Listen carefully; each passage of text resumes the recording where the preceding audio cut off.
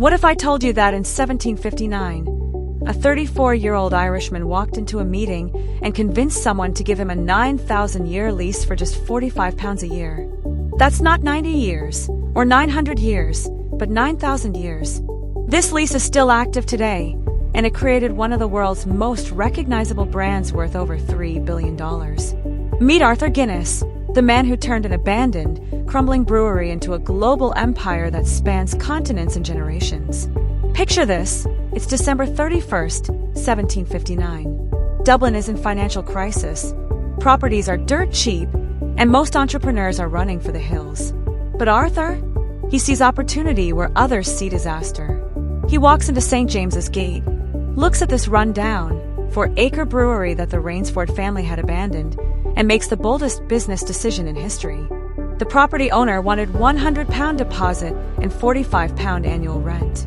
But here's where Arthur's genius kicked in. He negotiated a lease that would last until the year 10,759. Think about that for a second. When this lease expires, we'll probably have flying cars, robots running everything, and humans living on Mars. But Arthur wasn't just buying property, he was buying water rights.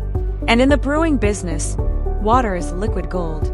This single decision gave Guinness control over the water supply they'd need to brew their famous stout for literally thousands of years.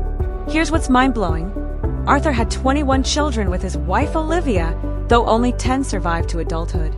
By the time he died in 1803 at age 78, his little brewery was already producing 809,000 gallons of beer annually, with sales growing 10% every year.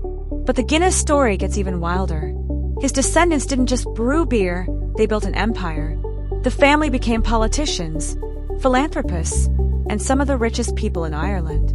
They've survived wars, financial crashes, and centuries of change, all because one man had the audacity to sign a 9,000-year contract.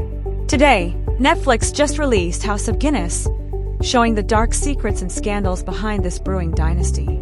But the most incredible part, that original lease Arthur signed is still valid. The Guinness Brewery still operates on that same spot in Dublin, still paying that ridiculously cheap rent from 1759. From a £45 gamble to a multi-billion-dollar global brand, Arthur Guinness didn't just brew beer, he brewed legacy. And with over 7,000 years left on that lease, the Guinness story is far from over.